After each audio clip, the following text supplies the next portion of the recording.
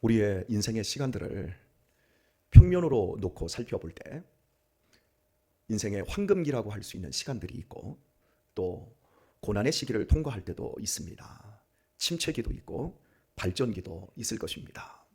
그 많은 시간들 속에 하나님은 개입하시고 우리에게 복을 주셨습니다.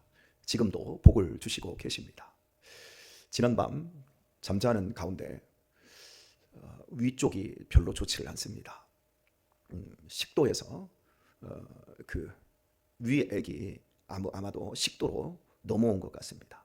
그래서 속이 아침에 일어나고 보니까 너무 안 좋고 아파요.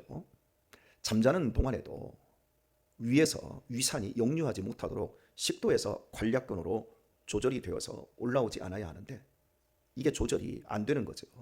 나이가 먹으면서 몸에 있는 모든 기운과 근육 또 세포 활동들이 약해지기 시작합니다. 속이 꿉꿉하고 아파서 하나님, 저도 나이가 자꾸 먹는군요. 하나님이 붙잡아 주시지 않으면 이렇게 식도에 관략근 하나 조절이 안 돼서 자다가 아픕니다.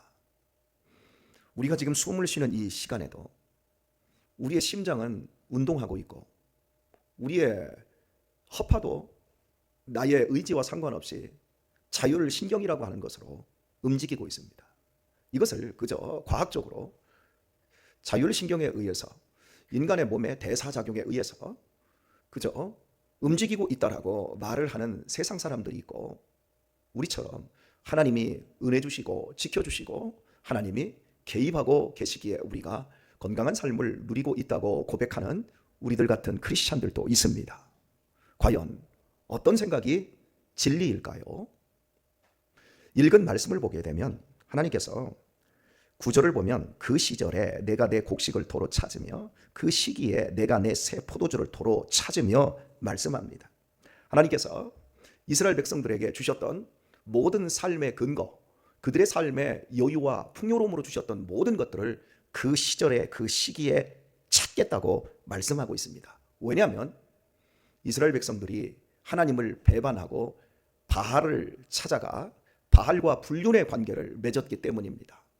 바알을 연애하면서 그 바알이 나에게 먹을 것과 입을 것을 준다고, 이것은 먹을 것과 입을 것은 단순히 먹을 것과 입을 것을 말하는 것이 아니라 바알이 우리의 삶의 모든 근거요, 존재 이유요, 그 바알이 우리의 삶을 개입하고 안전하게 지켜준다라고 하는 거시적인 표현인 것입니다.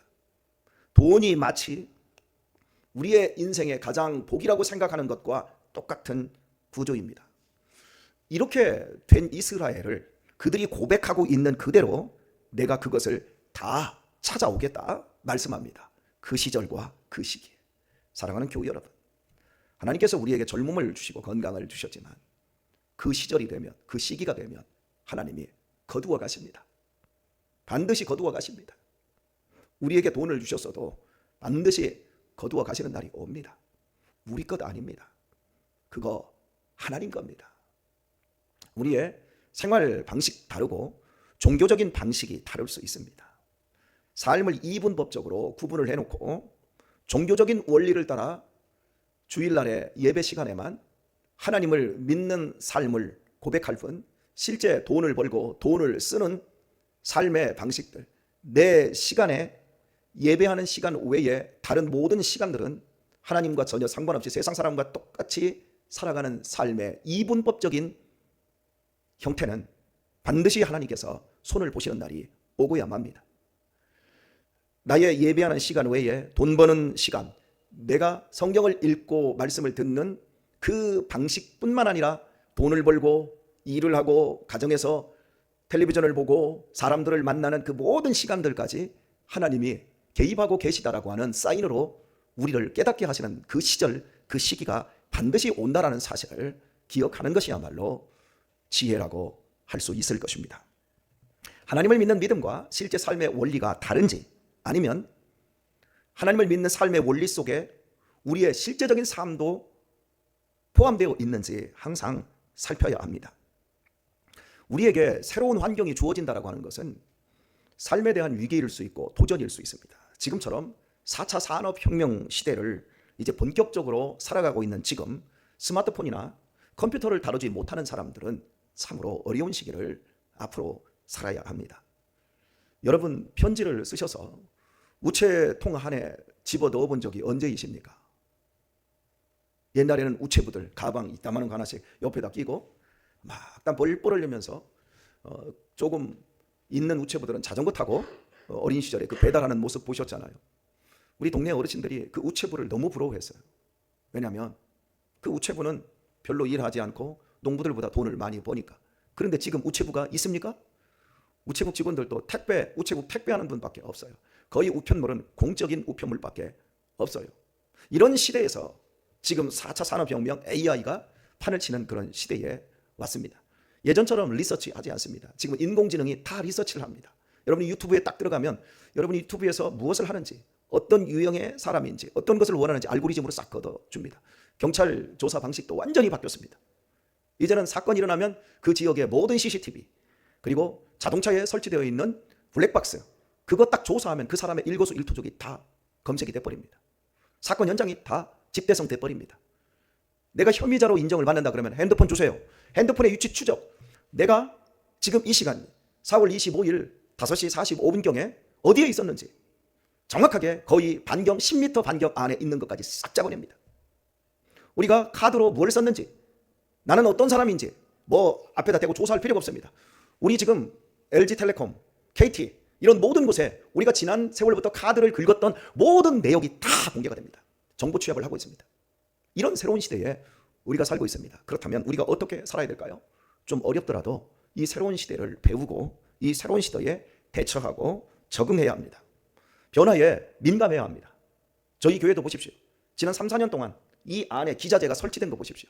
21년 전에 이 자리에서 교회 개척할 때 저는 무려 거의 한 3년 가까운 시간 동안 이 교회에 마이크 시스템이 하나도 없었습니다.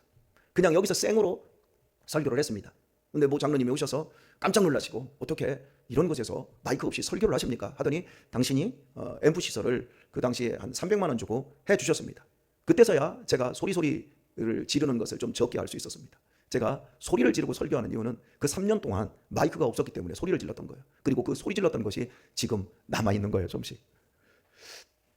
이렇게 마이크 하나 가져다 놓고 근데 지금 보세요. 저 카메라 여기에 지금 컴퓨터가 무려 2대가 있고 그리고 최신 앰프 시설 그리고 신디사이저 그리고 전자 올겐 그리고 피아노 여기 공기청정기 모든 게 다 바뀌고 있어요. 지금 이 예배도 유튜브를 듣는 분들도 격세지감을 느끼게 될 것입니다. 이렇게 지금 빠르게 급변하고 있는데 우리도 여기에 적응하고자 무진장 발버둥을 쳐왔습니다.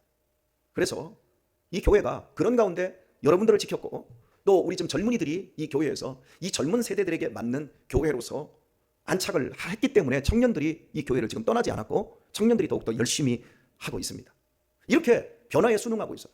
그리고 지금 우리 교회에 이렇게 청년들, 이 젊은 세대들은 정체성의 혼란, 자기 자신을 컨트롤하기에 너무 힘든 그 어려운 그 시기를 지나고 있습니다. 그래서 여러분들이 지지하고 격려하고 여러분들이 그 어느 때보다도 더 그들을 잘 잡아주어서 이 공동체 안에서 그들이 새로운 삶을 얻고 삶의 용기를 얻어가야 합니다. 지난주에 우리 전지 그 청년이 성가대에 연습을 했어요. 그리고 이제 이번 주부터 또 성가대를 섭니다. 놀라운 일이죠. 우리 이천재 우리 청년도 교회에 나오기 시작했고 이천재 청년도 앞으로 성가대를 하기를 원하고 이렇게 우리들이 새로운 시대에 요구되고 있는 이 변화들을 우리들이 따라가고 있고 이렇게 극복해 나가며 이 교회가 4차 산업 시대에도 다른 사람들에게 또 다음 세대들에게 복음의 통로 역할을 해야 된다라고 하는 것은 굉장히 중요한 겁니다. 우리 80년대, 90년대 우리 한국교회 부흥할 때 그때 성장했던 기도원들이 있어요. 대표적으로 오살리 기도원이 있어요. 그 전에는 하늘산 기도원 이런 것을 어마어마했었지 않습니까? 그러다가 제가 신학교 들어갔을 때 한 30년 전에 혹시 여러분 기억하실지 모르지만 수동 기도원 아세요? 수동 기도원 그 예루살렘 성전 3,000명 들어가는 곳이었습니다. 이런 3,000명 들어가는 이 산에 그 기도원이죠. 그런 어마어마한 예배당을 짓고 하루에 아침, 새벽 그리고 아침 그리고 오후 저녁까지 4번씩 집회를 했어요.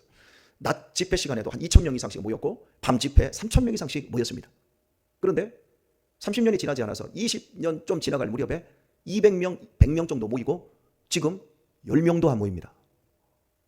그래서 석 달 전에 예루살렘 성전이라고 하는 거고 이 두 성전 3,000명 들어가고 이쪽에 1,000명 들어가는 성전 다 때려 부셨어요. 유지가 안 되니까. 옛날 방식으로 신앙생활과 교회생활을 고수하는 교회들은 다 무너지고 있는 거예요. 싹 바뀌고 있는 거예요. 지금 이 공간도 저희가 굉장히 좀 작습니다. 이 작지만 이 공간 안에 4차 산업혁명 시대가 요구하는 이런 기자재와 방식들을 도입을 했기 때문에 학생들 청년들이 여기서 숨을 쉬고 살아있는 거예요. 그러나 아무리 교회 예배당이 크고 멋들어져도 80년대 90년대 그 방식의 스타일을 그대로 고수하고 있는 교회들은 노인들만 몇 분 앉아있고 젊은이들은 다 교회를 떠나가고 있는 거예요. 이렇게 우리가 적응해서 살아남을 수 있는가? 아니면 도태될 것인가? 이런 기로 속에 있습니다. 중국에 가면 안면인식 기술 방식이 놀라울 정도로 세계 1위 수준으로 발전을 했습니다. 그래서 모든 국민들을 통제를 하지 않습니까? 시진핑에 대해서 유튜브에다가 싫어요라고 하는 거, 우리 좋아요 이거 하잖아요. 싫어요라고 하는 거 딱 누르지 않습니까? 그러면 이제 기차를 타기 위해서 버스표를 끊기 위해서 비행기표를 끊기 위해서 중국 땅이 너무 넓으니까 이제 자기 패스포트를 딱 내잖아요. 그러면 발권 안 해줍니다. 자기 싫어하는 사람들, 우리나라도 그런 기술이 다 있어요. 근데 우리나라는 자유민주주의이기 때문에 그런 방식으로 우리의 거주와 이동을 제한시켜버리면 국민들이 지금 난리 나버리니까 얼마든지 지금 이 세대가 마지막 시대에 적그리스도가 등장을 할 때 매매하는 것을 통제하겠다, 이런 부분들, 지식이 급격하게 다니엘서에 나오는 급격하게 지식이 폭증한다라고 하는 이런 부분들이 지금 적그리스도를 향해서 가고 있는 그 마지막 끝지점에 와 있는 것 같습니다. 앞으로 많은 어려움들이 있을 텐데 이렇게 발전하는 이 사회 속에서도 본질적인 것은 지키고 비본질적인 것들은 우리가 변화할 수 있어야 하는데요. 자, 본질적인 게 뭘까요? 사람이 아무리 세상이 발전하고 AI 시대가 온다 할지라도 절대 바뀌지 않아야 될 것은 인간은 피조물이라는 사실을 인정하고 하나님만이 우리의 삶의 근거요, 그분이 우리의 삶에 개입하고 계시며 그분이 우리에게 은혜를 베풀어 주신다라고 하는 하나님을 경외하는 믿음만큼은 변해서는 안 됩니다. 이걸 놓쳐버리면 그때부터 하나님이 막 뺏어가십니다. 실제로 우리가 80년대 90년대를 살아왔을 때 믿음이 얼마나 좋았고 우리가 얼마나 하나님을 경외하기 위해 애를 썼습니까? 그때 우리의 가정들은 안정적인 기조에 있었어요. 자녀들은 열심히 부모님을 따르고 부모들은 열심히 일을 하며 건강한 가족들을 지켜냈어요. 여기 70대, 여기 80대 다 이렇게 건실하고 아름다운 가정들을 일군 대표적인 케이스들이라고 할 수 있습니다. 그런데 지금 어떻습니까? 우리 젊은이들이 우리 젊은 시절처럼 하나님을 경외하지 않습니다. 삶 따로 종교 따로인 경우가 많습니다. 200만 명이 넘는 사람들이 나는 기독교인입니다. 우리나라 인구조사 5년에 한 번씩 하지 않습니까? 그런데 인구조사와 비율과 실제 교회에서 출석하는 비율이 어마어마한 차이를 보여요. 나는 기독교인입니다 라고 얘기할 뿐 하나님을 경외하는 삶을 살지 않습니다. 그 결과가 무엇입니까? 옛날보다 훨씬 많이 여행 다니고 훨씬 많이 캠핑 많이 다니고 옛날보다 훨씬 윤택한 삶으로 좋은 것을 먹고 좋은 것을 입고 살지만 그들의 내면 세계가 무너지니까 우리나라의 20대, 30대 사망 1위가 자살입니다. 여러분, 이건 심각한 얘기예요. 어떤 후진국도 자살이 1등인 병명이 없어요. 근데 우리나라는 20대, 30대가 자살률 1위고 또 80대 이후에 사망률 1위가 자살입니다. 잘 먹고 잘 사는 것 같은데 건강을 빼앗기고 정신세계의 풍요로움은 다 잃어버리고 있고 관계적인 행복을 다 빼앗겼어요. 여러분, 우리 솔직하게 얘기해 봅시다. 우리 교회 안에서 우리 점심밥 잘해 먹고 성도들끼리 모여서 목요 기도회 하고 수양관에 일하러 청소하러 다니고 그리고 교회 청소하고 셀끼리 모여서 밥 먹고 행복하고 재밌지 않습니까? 얼마나 행복합니까? 이거 행복하지 않나요? 제가 이런 얘기를 제 동기들 목사님들하고 얘기를 하니까 부러워서 죽으려고 그래요. 이게 사람이 살아가면서 함께 밥해 먹고 함께 한 공간에서 자기의 이야기를 해줄 수 있고 또 자기의 이야기를 듣고 이런 시간들이 이거 행복인 거예요. 그런데 지금 이 세대가 좋은 건 먹고 좋은 건 마시는데 실제 본질적인 부분에서는 옛날보다 훨씬 비난해지고 있고 불행한 삶을 사는 거예요. 이게 보여야 되는 거예요. 근데 많은 사람들은 이걸 못 봐요. 자, 하나님께서 분명히 오늘 말씀에서 8절을 보면 곡식과 새 포도주와 기름은 내가 저에게 준 것이요 저희가 바알을 위하여 쓴 은과 금도 내가 저에게 더하여 준 것이오늘 저가 알지 못하도다. 모르는 거예요. 모를 뿐만 아니라 이렇게 뒤에서 말씀합니다. 내가 내 새 포도주를 도로 찾으며 또 저희 벌거벗은 몸을 가리울 내 양털과 내 삶을 빼앗으리라. 내가 도로 찾아버리고 내가 그것을 빼앗아버리겠다고 말씀하고 있습니다. 오늘의 말씀을 맺도록 하겠습니다. 사람은 진리를 알지 못합니다. 죄인으로 태어난 인간은 진리를 알 수 없습니다. 그래서 인간은 자신들이 아주 힘을 쓰고 애를 써서 진리에 근접한 삶을 삽니다. 그것이 경험과학입니다. 그러니까 경험되어지는 것을 과학이라고 생각하고, 그리고 이 경험되어지고 또 증명되어지는 것들만 진리라고 여기게 됩니다. 이것을 구체적인 학문 영역으로 묶어버리면 물리학이라고 할 수 있을 것 같습니다. 그런데요, 경험되지는 않지만 인간 안에 이상한 게 하나가 들어가 있어요. 여러분, 지구와 달과의 거리가 얼마이지요? 아시지요? 태양과 지구와의 거리가 얼마인지 여러분 아시지요?